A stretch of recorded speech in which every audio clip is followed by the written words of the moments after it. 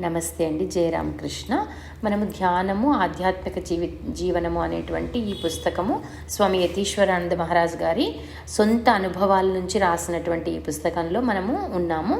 So చాలా విషయాలు నేర్చుకుంటూ ముందుకెళ్తున్నాం. మన మనసు ఎలా ఆధ్యాత్మిక జీవితంలో ఉన్నప్పుడు ఎలా ప్రవర్తిస్తుంది, ఏం కష్టాలు వస్తాయి, మనకు సాధనలో ఏం అడ్డంకులు వస్తాయి, అవన్నీ కూడా మనము తెలుసుకుంటూ ముందుకెళ్తూ ఉన్నాము. చిన్నతనంలోనే ప్రారంభించాలి.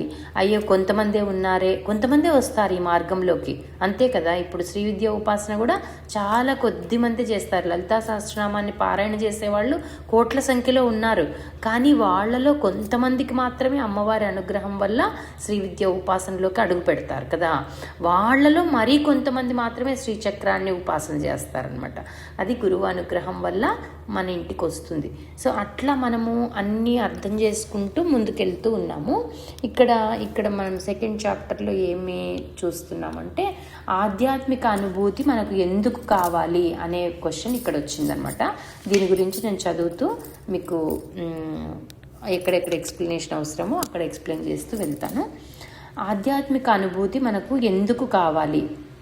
మనల్ని మనం లోతుగా పరిశీలించుకుంటే మన వలన, మనం ఉన్న ఈ ప్రపంచం వలన, మన చుట్టూ ఉన్న మనుష్యుల వలన మనం పొందుతున్న అసంతృప్తి బయటపడుతుంది. సో కాబట్టి మనకి చుట్టుపక్కల పరిస్థితుల్ని నిందిస్తూ ఉంటాము. మన జీవితంలో ఉన్న బంధువులనో లేకపోతే స్నేహితులనో నిందిస్తూ ఉంటాము. అంటే మన పరిస్థితి ప్రజెంట్ సిచ్యుయేషన్కి వాళ్ళందరూ కారణమేమో అని అనుకుంటుంటాం. అది చూసి మనకు ఆశ్చర్యం వేస్తుంది కూడా. ఈ అసంతృప్తి మనలో అంతర్మథనానికి, ఉద్రిక్తతకు దారితీస్తూ ఉంటుంది. కాబట్టి మనకి ఏమవుతుంది అంటే మనం ఏం చేసినా తృప్తిగా అనిపించదు. మనకి ఎంత సంపాదించినా తృప్తిగా అనిపించదు. ఎంతమంది బంధువుల్ని కలిసినా, ఎంతమంది స్నేహితులు మనకున్నా తృప్తిగా అనిపించదు. అప్పుడు మనలో అంతర్మదనం ప్రారంభమవుతుంది.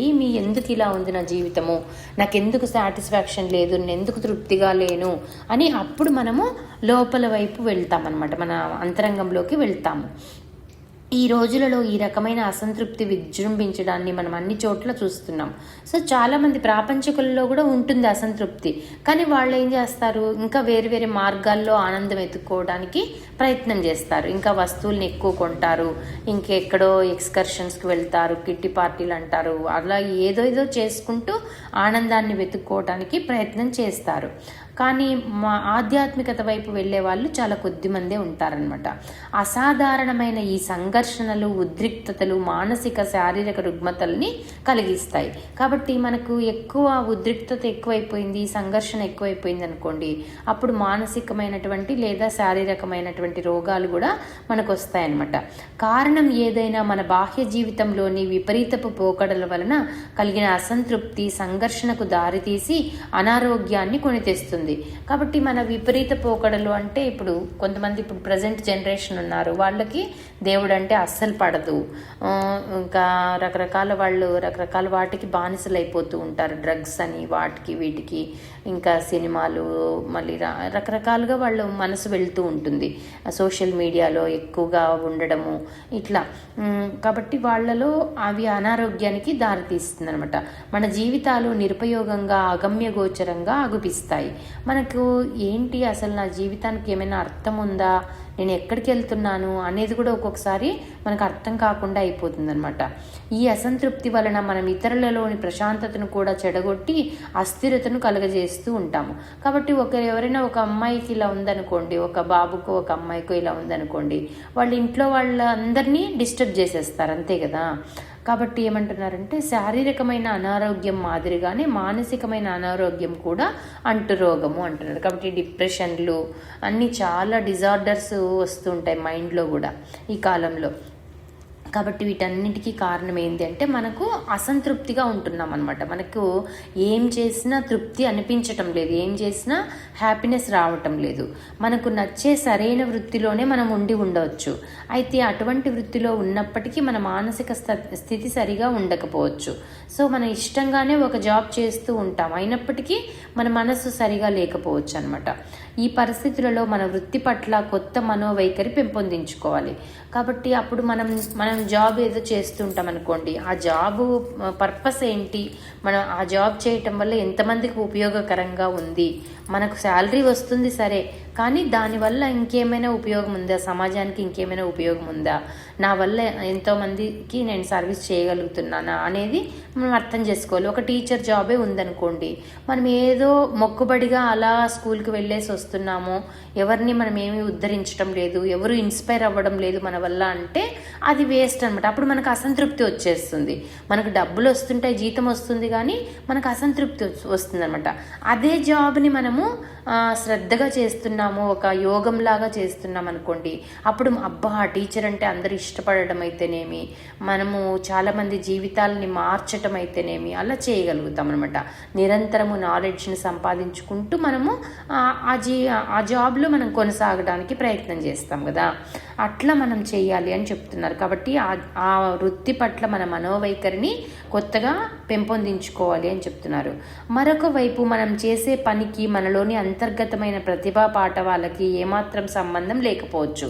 సో కొంతమంది ఎక్కువ క్వాలిఫికేషన్ ఉన్నప్పటికీ కొంతమంది కొన్ని జాబ్స్ చేయలేక వెనక్కి వచ్చేస్తూ ఉంటారు. అటువంటి వాళ్ళు చిన్న చిన్న జాబ్స్లో సెట్ అయిపోయినప్పుడు వాళ్ళకి అసంతృప్తి అనేది చాలా ఉంటుంది. కాబట్టి మనలోని అంతర్గతమైన ప్రతిభా పాఠవాలకి మనం చేసే వృత్తికి ఏమాత్రం సంబంధం లేకపోవచ్చు. దీనివలన ఆశాభంగానికి, నిరుత్సాహానికి గురి అవుతాము. ఈ ఆశాభంగం విచిత్రమైన ప్రవర్తనకు లేదా దుష్ప్రవర్తనకు దారితీస్తుంది. మనం ఇతరుల మీద మరీ ఎక్కువగా ఆధారపడుతూ ఉండవచ్చు. మన చుట్టూ లేని శత్రువులను ఊహించుకొని వారితో పోరు సల్పుతూ మన శక్తులను వృధా చేస్తూ ఉండవచ్చు. ఇది చాలా ఇంపార్టెంట్ అనమాట. మనమే ఇప్పుడు ఎదురింటి వాళ్ళ లేకపోతే ఇంకెవరినో మనము శత్రువులుగా భావిస్తూ ఉంటాం. వాళ్ళకి నేనంటే పడదేమో, నన్ను వాళ్ళు చులకన చేసి మాట్లాడుతున్నారని లేనిపోని అర్థాలని ఊహించేసుకుంటూ మన జీవితాన్ని దుర్భరప్రాయంగా చేసుకుని మనము అసంతృప్తితో కాలం వెళ్ళబూస్తూ మన శక్తిని అంతా వృధా చేసుకుంటాం అనమాట. అదే ఆలోచిస్తూ ఉంటాం. నాకు ఒక ఆవిడ చాలా కాలం క్రితం ఫోన్ చేశారు. మా ఏరియాలో ఉంటారు ఆవిడ. అంటే మన పోస్టర్ ఒకటి పార్క్లో పెట్టున్నాము, అక్కడ చూసి కాల్ చేశారనమాట. ఆవిడ ఏంటంటే ఆవిడ ఒక పెద్ద గురువు దగ్గర అన్ని ఆధ్యాత్మిక విద్య అభ్యసిస్తున్నప్పటికీ కూడా ఆవిడకి చాలా అసంతృప్తిగా ఉంటున్నారు. ఎందుకంటే ఆవిడ ఏదైనా క్వశ్చన్ అడిగితే వాళ్ళ గురువు గారు సమాధానం చెప్పారంటే, ఎందుకంటే వాళ్ళ గురువు గారు చాలా బిజీ పర్సను. సో అందరినీ పట్టించుకునే అంత టైం ఉండదు ఆవిడకి, పర్సనల్గా రిప్లై ఇచ్చే అంత టైం ఉండదు అనమాట.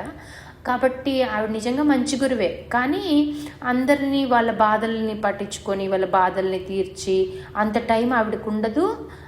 అంత ఓపిక కూడా చెప్పాలంటే ఆవిడకి లేదు అని చెప్తారు చాలామంది. ఏదో ప్రవచనం చెప్పుకున్నామా వెళ్ళిపోయామా అన్నట్టుగా ఉంటారనమాట. కాబట్టి ఈవిడికి అసంతృప్తి మొదలైంది. నేను ఈ గురువు దగ్గర కంటిన్యూ కావాలనా లేదా, ఇంకెవరి దగ్గరికైనా వెళ్ళాలనా, ఏదో ఆధ్యాత్మిక జీవితం మీద చాలా ఇంట్రెస్ట్తో ఉన్నారు ఈవిడ. అయితే ఈవిడ ఫ్రెండ్స్ ఏం చేస్తున్నారు, ఈవిడిని కిందికి లాగుతున్నారనమాట. ఏంటి ఈ మధ్య నువ్వు పుస్తకాలు చదవడం ఎక్కువ చేసావు, గురువుల గురించి ఎక్కువ మాట్లాడుతున్నావు, అసలు ఇంట్లో నుంచి నువ్వు బయటకు రావట్లేదే, మాతో కలవట్లేదు, నువ్వు మాతో కలిస్తేనే నువ్వు అన్నట్టుగా వాళ్ళంతా చాలా ఇబ్బంది పెడుతున్నారంట. ఎంత ఇబ్బంది పెడుతున్నారంటే ఆవిడ లోకంలో ఆవిడ ఉండడానికి కూడా ఆవిడకి ఇబ్బంది అయిపోతా ఉందన్నమాట. ఆవిడ పిల్లల్ని చూసుకోవటము, ఆవిడ ఇల్లు చూసుకోవటము, ఆవిడ ఆధ్యాత్మిక జీవితం చూసుకోవడం చేస్తున్నారు. ధైర్యంగా అలా చేయలేకపోతున్నారు. ఎందుకంటే అవతల వాళ్ళ అప్రూవల్ కోరుతున్నారనమాట. అవతల వాళ్ళు నన్ను అప్రూవ్ చేయాలి, వాళ్ళ సర్కిల్లో నన్ను ఉంచుకోవాలి. వాళ్ళ సర్కిల్లో నుంచి ఈమెను తీసేస్తున్నారనమాట. ఈమెని వాళ్ళందరూ కలిసి ఎక్కడికో వెళ్తున్నారనుకోండి, ఈమెను పిలువరు. వాళ్ళందరూ కలిసి ఒకరింట్లో కలుస్తున్నారనుకోండి, వారానికి ఒకరింట్లో, ఈవిడని పిలువరు, ఈవిడని పక్కన పెట్టేస్తారు. ఈవిడ అది భరించలేకపోతున్నారనమాట. సో మనం ఆధ్యాత్మిక జీవితం ప్రారంభించినప్పుడు ఇలాంటి అడ్డంకులు చాలా వస్తాయి. మనల్ని అందరూ పక్కన పెట్టేస్తూ ఉంటారు. కానీ మనం దాన్ని జాగ్రత్తగా అర్థం చేసుకొని దాన్ని స్వీకరించి ధైర్యంగా ముందడుగు వేయాలన్నమాట. అప్పుడు మాత్రమే మనం ఆధ్యాత్మిక జీవితంలో ముందుకు వెళ్ళగలుగుతాం. కానీ అందరు అప్రూవల్ రావాలి నాకు, అందరూ అప్రూవ్ చేసినప్పుడే నేను భగవంతుని పూజించుకుంటాను అనుకుంటే అది కాదు, ఎప్పటికీ కాదనమాట. ఆవిడ శక్తిని అలా వృధా చేస్తున్నాను. నేను అదే చెప్పానమ్మా, వాళ్ళని ఎవరిని పట్టించుకోవద్దు, మీ గురువు గారిని కూడా నువ్వు అలా వేరేగా అనుకోవద్దు, ఆవిడకి అంత టైం ఉండదు కాబట్టి ఆవిడ అలా చేస్తుండొచ్చు, ఏదైనా డౌట్స్ ఉంటే నాకు పంపించు, నేను నాకు చేతనైనంతగా నేను సహాయం చేస్తాను అంటే ఆవిడ పాపము వాళ్ళ గురువు గారిని వదులుకోకుండా నాతో ఎప్పుడైనా టచ్లో ఉండి మెసేజ్ పెడుతూ ఉంటారనమాట. నాకు ఈ ఇబ్బంది వచ్చింది అంటే నేను నాకు చేతనైన రీతిలో నేను ఆవిడకి సలహాలు ఇస్తూ ఉంటాను. అలా చేస్తున్నారు. సో కొంచెం బెటర్ అయ్యారనమాట, చాలా వరకు బెటర్ అయ్యారు. అదేంటంటే చాలాసార్లు నేను ఏదైనా అడిగినప్పుడు కాంటాక్ట్లో ఉండరు. అది చాలా తప్పు విషయము. మనం ఒకరిని ఒక కౌన్సిలర్గానో లేకపోతే ఒక గురువుగానో అనుకున్నప్పుడు వాళ్ళు ఏదైనా అడిగినప్పుడు మనం కాంటాక్ట్లో ఉండాలన్నమాట. కొంతమంది వాళ్ళ బాధల్లో వాళ్ళు ఉండిపోయి కాంటాక్ట్లో ఉండకుండా అయిపోతారు. నేను అది అర్థం చేసుకోగలను. అయినప్పటికీ అది కూడా మంచి పద్ధతి కాదనమాట. ఎందుకంటే మిమ్మల్ని ఉద్ధరించడానికి వాళ్ళు ప్రయత్నం చేస్తున్నప్పుడు మీరు రెస్పాండ్ అవ్వాలి. అప్పుడైతేనే మ్యూచువల్గా ఉన్నప్పుడు. లేదంటే అవతల వాళ్ళు వదిలేశారనుకోండి, ఇంకెందుకు వీళ్ళకి చెప్పటము అని అనుకున్నారనుకోండి, మంచి కౌన్సిలర్ని మీరు పోగొట్టుకున్న వాళ్ళు అవుతారు. మంచి మార్గదర్శకం చూపించే వాళ్ళని మీరు పోగొట్టుకుంటారు. కాకపోతే నేను చాలామందిని అర్థం చేసుకొని వాళ్ళకి గ్యాప్ ఇచ్చేస్తాను. వాళ్ళు ఒక్కొక్కసారి మంత్స్ టుగెదర్ వాళ్ళు కాంటాక్ట్లోకి రారు. నేను జస్ట్ వాళ్ళ కోసం ప్రే చేస్తూ వాళ్ళ కోసం ఆలోచిస్తూ ఉంటాను అంతే. వాళ్ళు కాంటాక్ట్లోకి వచ్చినప్పుడు మళ్ళీ నేను ప్రయత్నం చేస్తాను. నేను మధ్య మధ్యలో మెసేజ్ చేస్తూ ఉంటాను, కానీ వాళ్ళు రిప్లై ఇవ్వకుండా అలాగే ఉండిపోతుంటారు. వాళ్ళ మూడ్లో వాళ్ళు ఉంటారు అనమాట. అట్లాంటి వాళ్ళని కూడా ముందు నాకు కూడా అనిపించేది, అయ్యో వీళ్ళేంటి కాంటాక్ట్లోకి రారే, వీళ్ళని నేను ఎందుకు పట్టించుకోవాలి అని అనిపించేది ఒకప్పుడు. కానీ ఇప్పుడు అర్థమవుతుంది, ఓహో వీళ్ళు కాంటాక్ట్లోకి రావట్లేదంటే వీళ్ళు ఇంకా ఎక్కువ బాధలో ఉన్నారు అనేది నాకు అర్థమవుతా ఉందన్నమాట.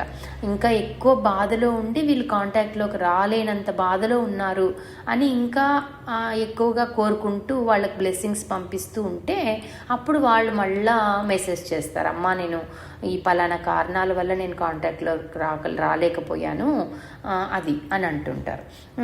అందువల్ల నేను ఇప్పటి నుంచి నేను రైట్ వేలోకి వచ్చేస్తాను అని అంటుంటారు. ఇంకా ఏమంటున్నారు ఇక్కడ అంటే, లేదా మనల్ని మనం ఇతరుల నుంచి వేరు చేసుకుని ఏకాకిగా ఉంటూ మనదే ఒక ఆదర్శవంతమైన జీవితం అని ఊహించుకుంటూ ఆ ఊహాలోకాలలో తేలిపోతూ ఉండవచ్చు. అది చాలామంది ఏంటి స్పిరిచువల్ లైఫ్ స్టార్ట్ చేసినప్పుడు ఇంకా మేమే గ్రేట్, మాకు అదే చెప్తారనమాట. శ్రీ విద్య ఉపాసన మొదలు పెట్టినప్పుడు మాకు అదే చెప్తారు, మీరే రకంగాను గ్రేట్ కాదు, మీరు కూడా మామూలు మనుషులే, మీకేదో కొమ్ములు వచ్చేసాయని అనుకోకండి అని మా గురువుగారు ప్రత్యేకంగా అదే చెప్తారు. ఎందుకంటే కొంతమంది శ్రీ విద్య ఉపాసకులు అని చెప్పేసి చాలా హై లెవెల్గా అనుకొని ఊహించుకొని వేరే వాళ్ళని దూరం పెట్టేస్తూ ఉంటారు.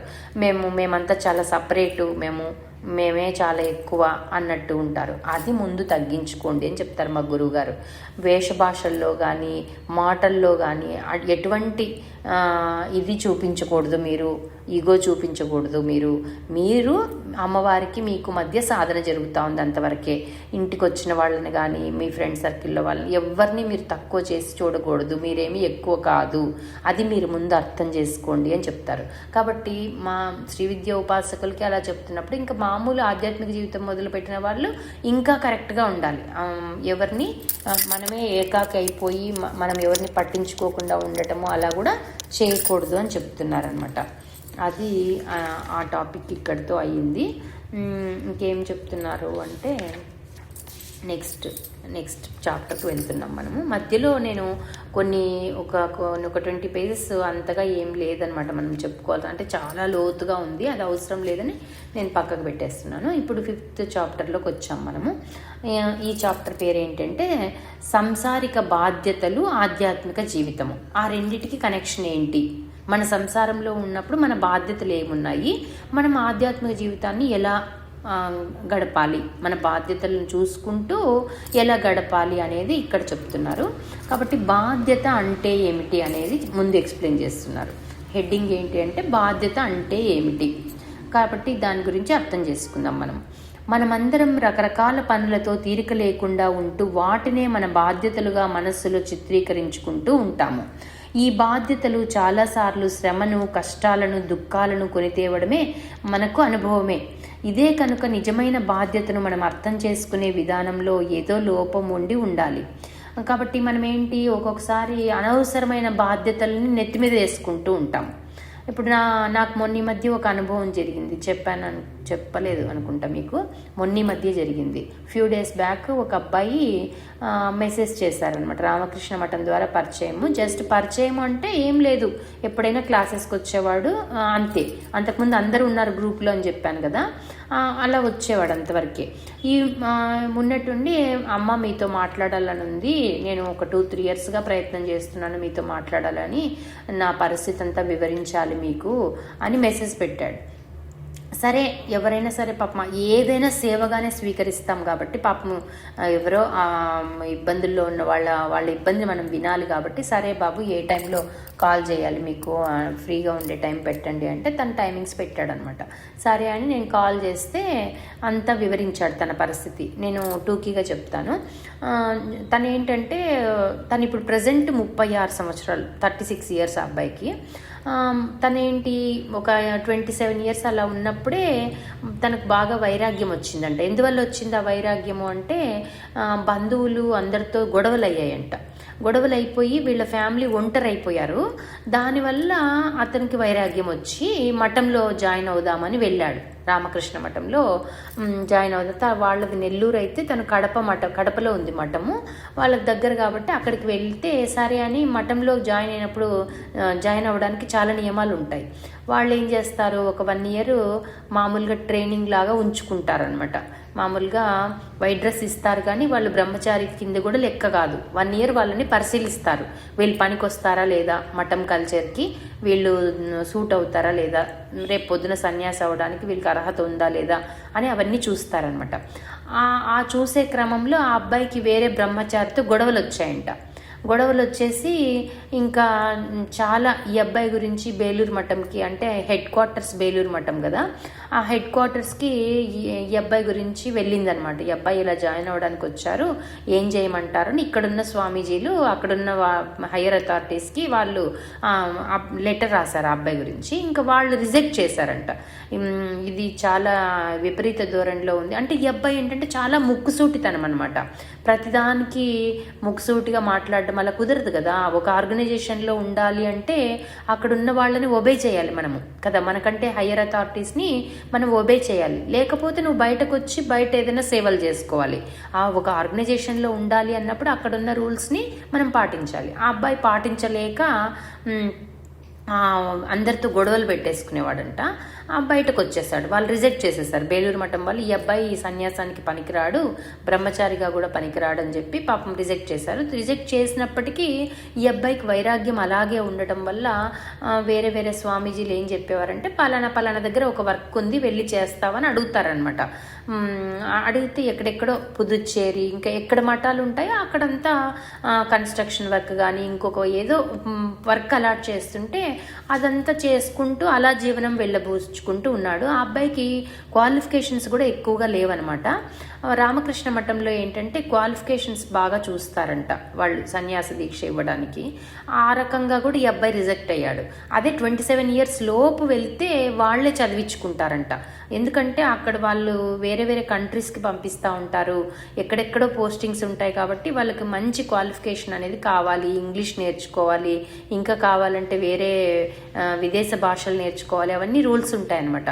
సో ఈ అబ్బాయికి క్వాలిఫికేషన్స్ ప్రాబ్లం అయిపోయింది, ప్లస్ గొడవలు వచ్చేసాయి కాబట్టి పంపించారు. అయితే తర్వాత కూడా అబ్బాయి 36 ఇయర్స్ వచ్చే వరకు కూడా ఆ మఠంకి అటాచ్డ్గా ఉంటూ కొన్ని పనులు చేసుకుంటూ అలా ఉన్నాడు. ఈ అబ్బాయికి సరైన జాబ్ కూడా లేదనమాట. సరైన క్వాలిఫికేషన్ లేకపోవడం వల్ల ఏదో చిన్న జాబ్ ఏదో చేసేవాడంట గోల్డ్ షాప్లో. ఇప్పుడు ఖాళీగానే ఉంటున్నాడు. ఇప్పుడు ఏమిటి ఈ అబ్బాయి ఉద్దేశము, నేను పెళ్లి చేసుకోవాలనుకుంటున్నాను, నేను ఒంటరిగా ఎలా ఉంటాను నా లైఫ్కి. అది కూడా ఏంటి, ఎవరైనా డైవర్స్ తీసుకున్న వాళ్ళు ఉంటారు కదా, అలాంటి వాళ్ళని నేను ఉద్ధరించాలనుకుంటున్నాను, నేను పెళ్లి చేసుకోవాలనుకుంటున్నాను. నేను ఒక అమ్మాయిని చూశాను యూట్యూబ్లో. ఆ అమ్మాయి కూడా డైవర్స్ అయ్యింది. ఆ అమ్మాయికి భక్తి బాగా ఉంది. ఆ అమ్మాయిని నేను ఎలా అప్రోచ్ అవ్వాలో తెలీదు, మీరేమైనా ట్రస్ట్ ద్వారా మాకు హెల్ప్ చేస్తారా, మీరు మధ్యవర్తిగా ఉంటూ మా వివాహాన్ని జరిపిస్తారా అని నాకు అప్రోచ్ అయ్యాడు. నాకు చాలా కొంచెం కన్ఫ్యూజ్ అయ్యాను, అంటే ఇది సహాయం చేయాలన్నా వద్దా పాపం. ఆ అమ్మాయి కూడా మామూలు చాలా లోయర్ మిడిల్ క్లాస్ అమ్మాయి కాబట్టి ఈ అబ్బాయికి నేను ఒకటే చెప్పాను, జాబ్ లేదు కదా, మరి నువ్వు పెళ్లి చేసుకోవాలంటే జాబ్ ఏదో ఉండాలి కదా నీకు, మరి ఇలా నువ్వు జీవనం గడుపుతావు అంటే వెంటనే నెక్స్ట్ డేకే జాబ్ సంపాదించుకున్నాడు. టెంపరీ జాబ్, చాలా తక్కువ శాలరీ. ఆ శాలరీతో మనం ఎలా అప్రోచ్ అవ్వగలము? సో నేను ఒకటే చెప్పాను, ఇంకా నేను మా ట్రస్ట్ తరపున ఒకవేళ ఫ్యూచర్లో మా ట్రస్ట్కి శక్తి వస్తే నేను నీకు ఏదైనా జాబ్ ప్రొవైడ్ చేయగలుగుతాను, కానీ మ్యారేజ్ విషయం అనేది పర్సనల్ విషయం కదా, అది మీరే మాట్లాడుకోవాలి, నేను మధ్యలో ఇన్వాల్వ్ అవ్వడానికి మంచిది కాదు. ఆ అమ్మాయి నంబర్ కూడా ఇచ్చాడు, అయినా నేను ఆలోచించాను అనమాట. సో అట్లా ఒక్కొక్కసారి ఒక 2 రోజులు బాధ్యతను మీద వేసుకున్నట్టు అయ్యింది, ఆ అబ్బాయికి ఆశ కల్పించినట్టు కూడా అయ్యింది. కానీ నేను ఫ్రాంక్గా చెప్పేశాను అనమాట, నేను ఈ విషయంలో నేనేమి కల్పించుకోలేను. పైగా ఆ అబ్బాయి నాకు అన్నోన్ పర్సన్ కదా, ఆ అబ్బాయి గురించి పూర్తిగా ఏమీ తెలియదు, ఆ అమ్మాయి గురించి పూర్తిగా తెలియదు. కాబట్టి అట్లా ఇక్కడ ఏం చెప్తున్నారు, దేనికి ఇదంతా చెప్పాను, నేను చెప్పేశాను, నేను మ్యారేజ్ విషయంలో నేనేం కల్పించుకోలేను బాబు, ఏమీ అనుకోవద్దు, అది కూడా రేపొద్దున ఏదైనా ఇది జరిగిందనుకో ట్రస్ట్ మీదకే వస్తుంది కదా, నేను అలా చేయలేను, ఏమీ అనుకోవద్దు, నీకు జాబ్ గురించి కావాలంటే ఫ్యూచర్లో నాకు చేతనైతే నేను హెల్ప్ చేస్తాను అని చెప్పాను అనమాట. ఇంక సరే అని ఇంకా అబ్బాయి ఏమనుకున్నాడు, మొత్తానికి ఇంకా కాంటాక్ట్లో లేడు ఇంక అప్పటి నుంచి. సో నేను అదే ఇట్లా మనము అనవసరమైన బాధ్యతలను మిందేసుకొని ఇవన్నీ నేను చెయ్యాలి అన్నట్టుగా ఉంటామన్నమాట. కాబట్టి ఇక్కడ ఏం చెప్తున్నారు, మనం కర్మలను ఆచరిస్తామంటే పని చేస్తాం, కానీ ఈ కర్మలను భగవత్ సాక్షాత్కారం కోసం ఉపయోగించే యోగంగా ఎలా మార్చుకోవాలో మనకు తెలియదు. కాబట్టి ఇప్పుడు ఒక హౌస్ వైఫ్గా ఉన్నాము, లేదా ఒక బిజినెస్లో ఉన్నాము, ఒక టీచర్గా ఉన్నాము, ఎలా అయినా సరే ఒక స్టూడెంట్గా ఉన్నాము, దాన్ని మనం ఎలా కర్మయోగం కింద ఎలా మార్చుకోవాలో మనకు తెలియడం లేదు. మనం ఏమనుకుంటున్నాము, వేరే వాళ్ళకి చాలా టైం ఉంది కాబట్టి వాళ్ళు చాలా భక్తి చేసుకుంటున్నారు అనుకుంటున్నాం, కానీ మన జీవితాన్ని మనం ఎలా ఆధ్యాత్మికమయం చేసుకోవాలి, కర్మయోగంలోకి ఎలా తెచ్చుకోవాలి, మనకున్న పనుల్ని భగవదర్పితం ఎలా చేయాలి అనేది మనకు అర్థం కావడం లేదు అని చెప్తున్నారు అనమాట. వివేకానంద స్వామి కర్మయోగం గురించి చెప్పిన ఒక బోధను పరిశీలిద్దాము. కర్మయోగము స్వార్థంతో అర్రులు చాచే మనస్తత్వాన్ని నాశనం చేయమని చెప్తుంది. కాబట్టి మనము ఒక పని చేస్తున్నాము అంటే మనకు స్వార్థం అనేది ఉండకూడదు అనమాట. స్వార్థం లేకుండా చేయాలి. అది జాబ్ అయినా మామూలుగా ఏదైనా సేవ అయినా సరే మనకు అక్కడ మనకి ఏదో నేమ్ వస్తుంది, ఫేమ్ వస్తుంది అట్లా అనుకొని మనం దిగకూడదు అనమాట ఆ పనిలోకి. ఇప్పుడు మా ఇంటి దగ్గరే ఒక అన్న ఉంటారు, ఆయన మంచి జాబ్ చేస్తారు, వాళ్ళందరూ ఫ్రెండ్స్ అందరూ కలిసి డబ్బులు వేసుకొని వాళ్ళు సేవలు చేస్తారు, కానీ విపరీతమైనటువంటి అడ్వర్టైజ్మెంట్స్ అనమాట. ఎక్కడ ప్రతి చోట ప్రతిదానికి ఫోటో దిగడము, పెట్టడము, దాన్ని పేపర్కి వేయించుకోవటము, ఇంకా దాంట్లోనే చెప్పాలంటే వాళ్ళు నెలకు 3 లక్షల రూపాయలు కలెక్ట్ చేసుకుంటున్నారు ఫ్రెండ్స్ అందరు కలిసి, దాంతో ఎన్నో సేవలు చేస్తున్నారు, కానీ విపరీతమైనటువంటి నేమ్ అండ్ ఫేమ్ గురించి పిచ్చి అనమాట. నాకైతే ఆయన ఫొటోస్ కూడా చూడాలనిపించదు, విసిగి వచ్చేస్తుంది అనమాట, అంత ఆరాటం నేమ్ అండ్ ఫేమ్ గురించి. అది తప్పు. వాళ్ళు మంచి వ్యక్తి ఆయన, కానీ ఆయనకు తెలియడం లేదనమాట. అనవసరంగా నేమ్ అండ్ ఫేమ్ కోసము అంత డబ్బుల్ని ఆయన వేస్ట్ చేసుకుంటున్నారనమాట. మనం ఏం చెప్తాం, మా పెద్దవాళ్ళకి ఏం చెప్పలేం కదా. సో ప్లస్ ఇంకా ఏం చేస్తాడు ఆయన, రాజకీయ నాయకులందరినీ పిలవడము, ఇంకా ప్రతిదానికి ఇంకా హంగామా ఎక్కువ అనమాట. చిన్న పనికి పెద్దగా హంగామా చేసేసి ఆ సేవ అనేదాన్ని కాస్త పెద్ద, కానీ అట్లాంటి వాళ్ళకే సమాజం బిరుదులు అన్నీ ఇస్తూ ఉంటుంది. ఈవెన్ అదేమో వాళ్ళు ఏముంటారు కదా, మన అమెరికాలో మన భారతీయ సంఘము ఇలాంటి వాళ్ళు ఉంటారు కదా, వాళ్ళందరూ కూడా బిరుదులు ఇస్తూ ఉంటారు ఆయనకి. అన్నీ జరుగుతూ ఉంటాయి, కానీ చూడ్డానికి చాలా చిరాగ్గా ఉంటుంది. నిజంగా సేవ చేసే వాళ్ళకి అది చిరాకులాగా అనిపిస్తుంది అనమాట. అట్లా మనకు కర్మయోగం అంటే ఏమో తెలియటం లేదు. సేవ చేసేవాళ్ళు అవ్వండి, లేదు మనం ఇంట్లో ఒక హోమ్ మేకర్గా ఉన్నా మనం ఏమంటాము, అయ్యో నేను ఇంత పని చేసేసాను, మీరు నన్ను ఎవరు గుర్తించటం లేదు అని అంటాము కదా. మనము చాలా పని చేస్తున్నాము, కానీ మనల్ని ఎవరు గుర్తించటం లేదు. మన భర్త కానీ మన పిల్లలు కానీ మనకు అనుకున్నంతగా వాళ్ళు స్పందించటం లేదు అనుకుంటాము. కాబట్టి మనము దాన్ని ఒక యోగంలాగా చేసామనుకోండి, మన ఇంటి పని మన బాధ్యత, నేను కాబట్టే చేస్తున్నాను, ఇక్కడ నేను చేయకపోతే ఇది వీలవ్వదు, ఇంకెవరి వల్ల కాదు అని అనుకొని దాన్ని భగవదర్పితం చేస్తే అప్పుడు అది కర్మయోగం అవుతుంది. నిదానంగా మన ఇంట్లో వాళ్ళు కూడా గుర్తిస్తారనమాట, అవును కదా ఈ మనిషి ఇంత కష్టపడుతుంది అని. మనం అది చేయటం లేదు. కాబట్టి ఏమంటున్నారు, స్వార్థాన్ని అరికట్టే శక్తిని సంపాదించినప్పుడు దానిని మళ్ళీ జారిపోకుండా మనసును తిరిగి స్వార్థం వైపు మరలకుండా జాగ్రత్త పడండి అని చెప్తున్నారు స్వామీజీ. కాబట్టి నేను చెప్పా కదా ఇందాక, ఒక వేరే అన్న అంతా సెల్ఫిష్గా అవన్నీ ఫోటోల కోసమే చేస్తున్నట్టే ఉంటుందన్నమాట. అట్లా ఉండకూడదు అని చెప్తున్నారు. ఈ బాహ్య ప్రపంచంలోకి వెళ్ళి ఎంత కావాలంటే అంత పని చేయవచ్చు, ఎవరితోనైనా కలవచ్చు, ఎక్కడికైనా వెళ్ళండి, మీకు ఏ కళంకం అంటదు. పద్మం నీటిలో ఉన్న నీరు పద్మాన్ని తాకి మకిలం చేయలేదు. అదేవిధంగా మీరు ఈ ప్రపంచంలో ఉండగలుగుతారు, కానీ ఆ ప్రపంచం యొక్క మురికి మీకు అంటుకోదు అని చెప్తున్నారు. కాబట్టి మేము కూడా ఇప్పుడు సేవలకు వెళ్ళే వాళ్ళం, స్కూల్స్కి కాలేజెస్కి వెళ్ళే వాళ్ళం కదా. వెళ్ళినంత వరకు అక్కడున్న రాజకీయాల్లోకి తలదూర్చే వాళ్ళం కాదనమాట. ఆ టీచర్స్ ఏమనేవాళ్ళు, లోపల స్టాఫ్ రూమ్లో వచ్చి కూర్చోండి అనేవాళ్ళు, కానీ నేను ఎప్పుడు కూడా కూర్చోలేదనమాట. ఎందుకంటే అక్కడికి వెళ్ళి కూర్చున్నామంటే వాళ్ళు 4 మాటలు మాట్లాడతారు, మనం ఇంకేవో మాట్లాడాల్సి వస్తుంది. అప్పుడు మనకి మన కర్తవ్యంలో నుంచి మనం పక్కకి వెళ్ళిపోతాం. అందుకని నేనేం చేసేదాన్ని తెలుసా, ఒక స్కూల్లో అయితే వాళ్ళు బయట ఇచ్చేవాళ్ళు పిల్లల్ని, అందరినీ సమావేశం బయట ప్లేస్ ఉండేది. స్కూల్ బయట అంటే కాంపౌండ్లో ప్లేస్ చాలా ఉండేది అనమాట, నీడ కూడా ఉండేది, చెట్లు ఉండేవి. అక్కడ నేను వెయిట్ చేస్తూ ఉండేదాన్ని. స్కూల్ లోపలికి కూడా వెళ్ళేదాన్ని కాదనమాట.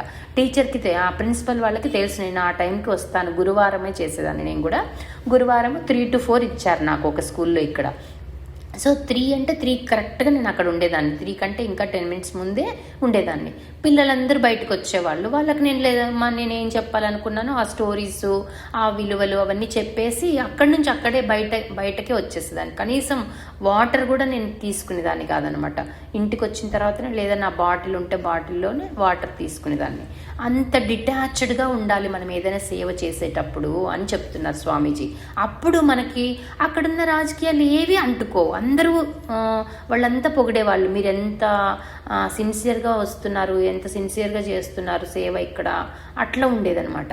అట్లా మనము ఎక్కడికి వెళ్ళినా మన పనేమో మనమేమో చూసుకొని వచ్చేసామనుకోండి, మనకు ఏ ఇబ్బంది రాదు అని చెప్తున్నారు. అదేవిధంగా మీరు ఈ ప్రపంచంలో ఉండగలుగుతారు. దీనినే వైరాగ్యం అంటారు. వైరాగ్యం లేకుండా ఏ యోగాన్ని మీరు అనుష్ఠించలేరు. కాబట్టి అది కర్మయోగం కానీ భక్తి యోగం కూడా అంతే. మనం భక్తి పూజ చేసుకున్నామా అయిపోయింది అంతే. మనకు అహంకారం రాకూడదు. నేనే పూజిస్తున్నాను, నేనే చేసేస్తున్నాను, నేనే ఇవన్నీ చేస్తున్నాను. ఇప్పుడు సత్సంగమైన భక్తి యోగం కిందికి వస్తుంది కదా. నేను కాబట్టి చెప్తున్నాను, నా కోసం కాబట్టి వీళ్ళందరూ వస్తున్నారు అని అనుకున్నాను అనుకో, ఇంకా అదంతా వేస్ట్ అనమాట. దానివల్ల మీరెవరూ ఇంప్రెస్ అవ్వలేరు. ఇంకా రాను రాను అందరూ కూడా వెళ్ళిపోతూ ఉంటారు. ఇంకా అట్లాంటి ప్లేస్లో ఉండాలని అనిపించదు కదా. అట్లా కాబట్టి సత్సంగం చెప్తున్నాము అంటే అది అమ్మ దయ ఉంటేనే ఇక్కడ కనీసం ఒక 5 మంది అయినా రాగలుగుతారు కదా, నేను చెప్పగలుగుతాను. కాబట్టి మనము ఏ యోగాన్ని అనుష్ఠించాలన్నా వైరాగ్యం ఉండాలి అని చెప్తున్నారు. కాబట్టి వైరాగ్యమే అన్ని యోగాలకు పునాది.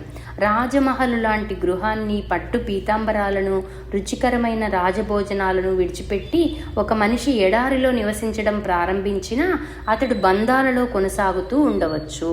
కాబట్టి అంతా వదిలేసేసి బాగా ఎక్కడో వెళ్ళిపోయి ఒక దగ్గర ఉండి నేను భక్తి చేసుకోవాలి, నేను సేవ చేసుకోవాలి అన్నా కూడా ఆ మనిషికి కూడా బంధాలు ఉండవచ్చు అంటున్నారు. ఎందుకు అంటే అతని దగ్గర మిగిలింది ఆఖరి వస్తువు ఏంటి, అతని శరీరం. అతని శరీరమే అతనికి అవరోధంగా మారుతుంది అని చెప్తున్నారు. ఆ శరీర పోషణ కోసం రాత్రింబవళ్ళు పోరాటం చేయవలసి రావచ్చు. వైరాగ్యానికి బాహ్య శరీరంతో మనం చేసే కర్మలకి ఏ సంబంధము లేదు. మనస్సులోనే అంతా ఉంది. నేను నాది అనే బంధాలలో ఇరికించే భావనలు అంతరంగంలోనే ఉంటాయి. శరీరంతోనూ ఇంద్రియాలతోనూ ఉన్న సంబంధాలను మనం తెంచుకోగలిగినప్పుడు ఎక్కడ ఉన్నా ఎలా ఉన్నా మనం ముక్తులమే. ఒక మనిషి సింహాసనం మీద కూర్చుని ఉన్న సంపూర్ణమైన వైరాగ్యంతో ఉండవచ్చు. జనక మహారాజు అంతే కదా, ఎంతో వైరాగ్యంతో ఉంటారు ఆయన అని చెప్తారు కదా. విదేహుడు అంటారు, విదేహరాజు అంటారు కదా. దేహమే లేదు, అతను స్మృతి మర్చిపోతాడనమాట. ఇంకొకరు చిరుగుపాతలతో ఉన్న బంధాలలో ఇరుక్కుని ఉండవచ్చు. ముందు సంపూర్ణమైన వైరాగ్యాన్ని అలవర్చుకొని తర్వాత నిర్విరామంగా పనిచేయాలి. కాబట్టి సేవ చేసేటప్పుడైనా లేదా మనం ఏదైనా జాబ్ చేసేటప్పుడైనా ముందు వైరాగ్యాన్ని అలవర్చుకొని అప్పుడు పని చేయండి. అప్పుడైతేనే మనకు ఎటువంటి ఇబ్బంది లేకుండా పని అంతా నిర్విరామంగా ముందుకెళ్తుంది అని అంటున్నారు.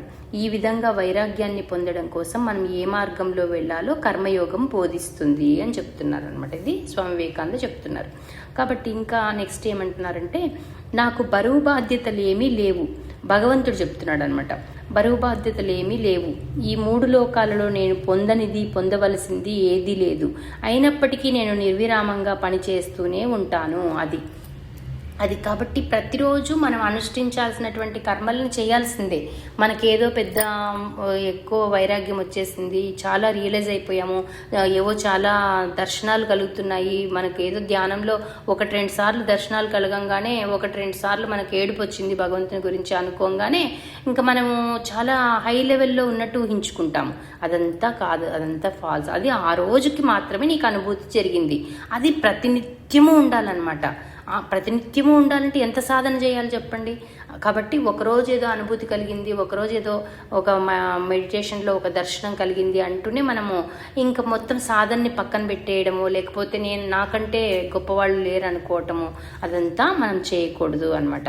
కాబట్టి భగవంతుడే అంత అవతార పురుషులే వాళ్ళే అట్లా పనిచేస్తున్నారు. అటువంటిప్పుడు మనం ఎంత వాళ్ళని చెప్పండి, అదనమాట. కాబట్టి అవతార పురుషులు, ముక్త పురుషులు దుఃఖితులైన మానవాళి ఎడల ప్రేమతో స్వేచ్ఛగా పనిచేస్తారు. వారికి కోరికలతో అంతర్మతనం అన్న ప్రశ్న లేదు. కాబట్టి బాధ్యతల విషయంలో కూడా సంఘర్షణ తలెత్తదు.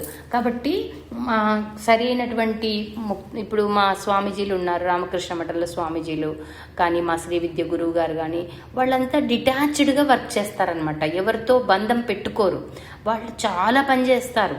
చాలా ఇప్పుడు చూడండి, మొన్న బాల వికాస్ జరిగింది, 1000 మంది స్టూడెంట్స్ వచ్చారు, 1000 మంది పేరెంట్స్ వచ్చారు రామకృష్ణ మఠంలో. అంతమందిని వాళ్ళు హ్యాండిల్ చేయగలిగారు. చూడండి ఎంత వాళ్ళకి శక్తి ఉంటే చేస్తారు చెప్పండి. ఎక్కడ ఒక్క అపశృతి కూడా దొరలలేదనమాట. ఎన్నో సంవత్సరాల నుంచి చేస్తారు. మా అమ్మ వాళ్ళు వెళ్ళేసి వచ్చారు, వాళ్ళు అంటున్నారు ఎంతమంది వచ్చినా వాళ్ళు ఎంత నీట్గా మెయింటైన్ చేస్తున్నారు, ఎవరు ఒక్కరు కూడా ఫోన్ ఆన్ చేసుకోరు, ఫోన్స్ మ్యూట్లోనే ఉంటాయి, అందరూ అంత డిసిప్లిన్గా ఉంటారు, ఎంత చక్కగా చేశారు అని పొగుడుతున్నారనమాట వాళ్ళకి. కాబట్టి వాళ్ళకి ఎంత సాధన చేసి ఉంటే అంతమందిని మెయింటైన్ చేయగలుగుతారు చూడండి. అది మనము అర్థం చేసుకోవాలన్నమాట. కాబట్టి వారికి పనిచేసే పద్ధతి ఒకటే ఉంటుంది, అది భగవంతుని వైపు దారి తీసేదిగా ఉంటుంది. అయితే మనం అజ్ఞానం వలన బాధ్యతల గురించి, వాటిని నిర్వర్తించే విధానం గురించి తికమక పడుతూ ఉంటాము. కాబట్టి ఇప్పుడు నేను ఆ అబ్బాయి గురించి చెప్పాను కదా, నేను అది అక్కడితో వదిలేసాను కాబట్టి ఇంకా నా పని నేను చేసుకుంటూ ప్రశాంతంగా ఉన్నాను. లేకపోతే ఏంటి, ఇంకా ప్రతిరోజు ఆ అబ్బాయి ఏంటి, ఆ అమ్మాయి గురించి యూట్యూబ్ వీడియోలు పంపించేవాడు పాపం ఫస్ట్లో అని చెప్పి ఏదో ఒక ట్రెండ్ జస్ట్ ఒక 5 నిమిషాలు చూశాను అనమాట. చూడంగానే ఇంకా అర్థమైపోయింది ఆ అమ్మాయి కూడా ఇంకా నార్మల్ అమ్మాయే, అంతేగాని ఈ అబ్బాయి ఏదో ఫీల్ అవుతున్నాడు అని చెప్పి అర్థమైపోయింది అనమాట. అది కూడా ఒక యూట్యూబ్లో చూసి పలానా వాళ్ళని పెళ్లి చేసుకోవాలని అనుకోవడము ఎంత అజ్ఞానంగా ఉంటుంది చెప్పండి. ఏదో బ్రోకర్స్ ద్వారా తెలిసిన సంబంధమో ఇంకోటో అంటే ఏదో అనుకోవచ్చు. ఈయనకేమంటాడు, నాకు చిన్నప్పటి నుంచి అట్లాంటి వాళ్ళని ఉద్ధరించాలని ఉంది అంటాడు. అట్లాంటి వాళ్ళని ఉద్ధరించాలని ఉన్నప్పుడు నువ్వు మఠంకి ఎందుకు వెళ్ళావు, వైరాగ్యం వచ్చిందని ఎలా అనుకున్నావు? ఆ వైరాగ్యము కొన్ని సంవత్సరాలే ఉందన్నమాట. నేను అదే చెప్పాను, నీకు వైరాగ్యమే కంటిన్యూ చేయి, ఇంకా నీకు పెళ్లి కూడా అవసరం లేదు, పైగా నీకు సంపాదన కూడా లేదంటున్నావు కదా, ఎన్నో ఇబ్బందులు పడతావు నువ్వు పెళ్లి చేసుకుంటే. అదేదో హ్యాపీగా వైరాగ్యంతో ఉండి భక్తిలో ఉండి ఇంకేదైనా సంస్థ ద్వారా కనెక్ట్ అయ్యి నీ జీవితాన్ని తరింపజేసుకో, నాకు ఇలా అనిపిస్తుంది అని మెసేజ్ పెట్టాను. ఆ అబ్బాయి ఓకే అమ్మ మీరు చెప్పింది కరెక్టే, కానీ నాకేవో ఉన్నాయి, పూర్వజన్మ కర్మలు ఉన్నాయనిపిస్తుంది, నేను అందుకని పెళ్లి చేసుకొని నేను అదంతా నేను తీర్చుకోవాలి ఈ జీవితంలో, ఇంకా వచ్చే జీవితంలో నేను అలా ఉంటానేమో అన్నట్టుగా అన్నాడు. అదేదో ఈ జీవితంలోనే ఉండాలి అనుకోవచ్చు కదా, 36 ఇయర్స్ వచ్చాయి, పైగా సంపాదన లేదు, ఇంకా అంతా అట్లాంటి ఇమ్మెచ్యూరిటీ థింకింగ్తో ఉంటే ఎలా చెప్పండి. కాబట్టి అట్లా మనకు మనమే అర్థం కాని పరిస్థితిలో ఉంటామన్నమాట. ఆ అబ్బాయికే అర్థం కావడం లేదు, సెల్ఫ్ సఫిషియెంట్గా లేడు, ఇంకొకరిని ఉద్ధరించాలని అనుకుంటున్నాడు. కాబట్టి అట్లా మనము బాధ్యత అని అనుకుంటున్నాడు అనమాట. అది నేను వేరే వాళ్ళని ఉద్ధరించాలి, అలాంటి లేడీస్ని ఉద్ధరించాలి, కాబట్టి నేను పెళ్లి చేసుకోవాలి అని అనుకుంటున్నాడు. అట్లా మనకు బాధ్యత గురించి మనం తికమక పడుతూ ఉంటాము అని చెప్తున్నారు. సో అది ఇంకేముంది, నెక్స్ట్ పాయింట్ ఏముంది అంటే, మనం కల్పించుకున్న బాధ్యత ఒక్కోసారి రోగంగా పరిణమిస్తుందని వివేకానంద స్వామి ఇలా చెప్తున్నారు. కర్తవ్యం అనేది మనకు ఒక రోగంగా పరిణమిస్తుంది, మనల్ని ముందుకు తోస్తూనే ఉంటుంది, మనల్ని పట్టి పీడిస్తూ జీవితం మొత్తాన్ని దుఃఖమయం చేస్తుంది. ఇప్పుడు మనం మొహమాటానికి పోయి ఏదో బంధువులతోనో ఏదో ఒక బాధ్యత మోసుకున్నాం అనుకోండి, అప్పుడు మనమేం బంధువులు ఏమనుకుంటారు అని చెప్పేసి ఆ బాధ్యతను అట్లానే కంటిన్యూ చేస్తూ వెళ్తూ ఉంటాం. మనకి ఇష్టం లేకపోయినా మనసులో లోపల తిట్టుకుంటూ ఉంటాము, ఆ పని చేస్తూనే ఉంటాము. జీవితం మొత్తాన్ని దుఃఖమయం చేస్తుంది. మానవ జీవితానికి అది ఒక శాపం వంటిది. మానవాళి యొక్క అంతరాత్మను గ్రహించగల ప్రచండ సూర్యతాపంతో బాధ్యతను లేదా దానిని నిర్వర్తించాలన్న భావనను పోల్చవచ్చు. కాబట్టి మనకు అనవసరంగా టైం వేస్ట్ అయిపోతూ ఉంటుంది, మనకు మనశ్శాంతి ఉండదు, అటువంటి బాధ్యతలను మనం మిందేసుకుంటూ ఉంటాము. కాబట్టి మొహమాటానికి పోయి అలాంటివన్నీ మింద వేసుకోకూడదు అని చెప్తున్నారు అనమాట. కాబట్టి కర్తవ్యానికి బానిసలైన వారి బ్రతుకులను చూడండి. ప్రార్థన, స్నానం మొదలైన ముఖ్యమైన పనులు చేయటానికి కూడా తీరిక ఉండదు వారికి. కర్తవ్యం అనే కత్తి వారి నెత్తి మీద వేలాడుతూ ఉంటుంది. అందువలన వారు ఎల్లప్పుడూ బయటకు పరుగులు పెట్టవలసిందే. అంటే ఎక్కువ ఇప్పుడు ఒక అమ్మాయి ఉంది, తను ఏంటంటే బంధువుల్ని తెగ ఉద్ధరించేసేయాలనుకుంటూ ఎక్కువ మిందేసుకుంటూ ఉంటుంది అనమాట బాధ్యతలన్నీ. అప్పుడు అట్లాంటి వాళ్ళకి ఎంతసేపు ఉన్నా ఆ పనులతోటే సరిపోతుంది, ఇంకంతే. తప్పని కాదు, ఎంతవరకు అంతవరకే ఉండాలి అని చెప్తున్నారు. కాబట్టి వాళ్ళకి ఇంకా కనీసము ఇంకా దేనికి ప్రార్థన చేయడానికి, అటువంటి వాటికి దేనికి మన సొంత పనులకు టైం ఉండదనమాట. ప్రపంచంలో పని చేయవలసిందే. ఇంటికి తిరిగి వచ్చిన రేపటి పని గురించి వాళ్ళు ఆలోచిస్తూ ఉంటారు. జీవితం అంతా బానిసలాగా బతికి చివరికి ఏ వీధిలోనో కుప్పకూలి మరణించే గుర్రంలాగా వారిని పోల్చవచ్చు. మనం ఈ విధంగానే కర్తవ్యాన్ని అర్థం చేసుకుంటున్నాము. నిజమైన కర్తవ్య నిర్వహణలో బంధాలు లేవు, స్వేచ్ఛ ఉంది, భగవదర్పితమైన బుద్ధిభావం ఉంది అనేది మనం అర్థం చేసుకోవాలి అని చెప్తున్నారు అనమాట. కాబట్టి మనం బాధ్యత ఎంతవరకు అనేది మనము చూసుకోవాలన్నమాట. మనము పక్కవారికి సహాయం చేద్దాము అన్న సహృదయులు ఉంటారు. కానీ ఈ విచిత్రమైన ప్రపంచంలో చాలామంది తమ జీవితాలతో అసంతృప్తి చెంది చేయవలసిన దైనందిన పనులను వదిలి ఇతరుల పనులను చేస్తూ వాటిలో సంతృప్తి కోసం వెతుకుతూ ఉంటారు. అదనమాట. కొంతమంది సేవ చేయాలని వస్తారు మా దగ్గరికి కూడా, మేము వాలంటీర్గా చేయాలండి అంటారు. ఎట్లా వాళ్ళు ఇందాక చెప్పిన అబ్బాయి పరిస్థితి కూడా అదే కదా. ఇంట్లో గొడవలన్నీ ఉన్నాయి, బంధువులతో గొడవలు ఉన్నాయి అని చెప్పేసి తన మఠంకి వెళ్ళాడు సేవ చేయాలని. అంతేగాని తనకు నిజమైన భక్తితో నిజమైన వైరాగ్యంతో వెళ్ళలేదు అదనమాట. కాబట్టి ఇట్లాంటి వాటితో నిండిపోయి ఉన్నాయి ప్రపంచమంతా అని చెప్తున్నారు. ఇతరులను సంతోషపరచడానికి మితిమీరిన ఉత్సాహంతో పనిచేస్తూ సమయాన్నంతటినీ దానికే వెచ్చించటం వలన ప్రార్థన, ధ్యానం వంటి సాధనలకు సమయం దొరకని మనుషులు మరొక రకము. కాబట్టి మేము ఇతరుల కోసం పనిచేస్తున్నాము, ఇతరులకు సేవ చేస్తున్నాము అని అనుకుంటుంటాము. ఇప్పుడు నేను కూడా అందుకే ఒక టైమింగ్ పెట్టుకుంటాను అనమాట. నేను సాధన చేసుకునే టైంలో చచ్చినా ఫోన్ మాట్లాడను. అందుకే వాళ్ళకి ఏం చెప్తాను, మీరు ఏదైనా ఉంటే వాయిస్ మెసేజ్ పెట్టండి అంటాను. ఎందుకంటే వాయిస్ మెసేజ్లో అయితే తక్కువ విషయాలు వాళ్ళు పెట్టేస్తారు కాబట్టి మనం వెంటనే రిప్లై ఇవ్వచ్చు, ఇంక సరిపోతుంది, మనకి టైం వేస్ట్ కాకుండా ఉంటుంది. అది ఫోన్ కాల్ తీసుకున్నాం అనుకోండి, అనవసరమైనవి ఎన్నో ఎక్స్ప్లెయిన్ చేస్తూ వాళ్ళు ఫోన్లో మాట్లాడేస్తూ ఉంటారు. ఒక్కసారి మాట్లాడతాను, ఇంకా తర్వాత వాళ్ళ గురించి తెలిసిన తర్వాత కేవలం వాయిస్ మెసేజ్ మాత్రమే, నేను ఫోన్లు తీసుకోలేను అని చెప్తాను అనమాట. అది కూడా ఒక ఫిక్స్డ్ టైం పెట్టుకుంటాను, ఆ టైంలో మాత్రమే ఫోన్ కాల్స్ తీసుకుంటాను అని చెప్తాను. లేకపోతే ఏమవుతుంది, ఇంకా చాలామంది మనకి ఇబ్బంది అయిపోతూ ఉంటుంది. మన ఓన్ సాధనకి దేనికి మనకు సమయం దొరకకుండా ఉంటారు. అది కూడా గ్రేట్ అని ఫీల్ అవుతుంటారు కొంతమంది. నేను ఎక్కువ సాధన చేసేస్తున్నాను, నాకేం టైం లేదు పూజ చేసుకోవడానికి కూడా అన్నట్టు అనుకుంటారు. కానీ అది తప్పు అని చెప్తున్నారు అనమాట. వీరు సేవ చేయడం కోసం క్లబ్బుల్లోనూ, పార్టీల్లోనూ, సొసైటీల్లోనూ, రాజకీయాల్లోనూ చేరుతుంటారు, లేదా విందు వినోదాలతో కాలక్షేపం చేస్తారు. వీటి వలన వారికి కొంతకాలం పాటు కొత్త ప్రాముఖ్యతలు లభిస్తాయి. ఈ కొత్తదనం పాతబడిపోయినా లేక పైన చెప్పిన సంస్థల పలుకుబడి సమాజంలో తగ్గిపోయినా వారు ఎంతో అసంతృప్తికి లోనవుతారు. ఇది దాపరికం లేకుండా వివేకానంద స్వామి ఈ విషయాన్ని వివరించారు అని చెప్తున్నారు. అదనమాట. సో నాకు తెలిసిన ఒక ఆవిడ కూడా అలాగే వాళ్ళ ఫ్రెండ్ చాలా హై స్టేజ్లో ఉన్నారు ఆవిడ ఆధ్యాత్మికంగా. ఆవిడ ఎక్కువగా ఈవిడితో మాట్లాడే అంత తీరిక లేదనమాట ఆవిడకి. ఈవిడకి కోపం వచ్చేసింది ఆ విషయంగా. నా ఫ్రెండ్ ఏంటి చాలా ఎదిగిపోయింది, నాతో అసలు సరిగా కాంటాక్ట్లో లేదు, సరే నేను కూడా ఏదో ఒకటి చేయాలి. వెళ్ళి తనకు సంబంధించి ఏదో ఒక క్లబ్లో జాయిన్ అయింది, ఒక కిట్టి పార్టీ లాంటి దాంట్లో ఆమెకు కొన్ని పదవులు ఇచ్చారు. ఆమె వెళ్ళి స్టేజ్ల మీద మాట్లాడడము అట్లంతా చేసింది. ఒక 1 year చేసింది. అది తృప్తినివ్వలేదు ఆమెకి.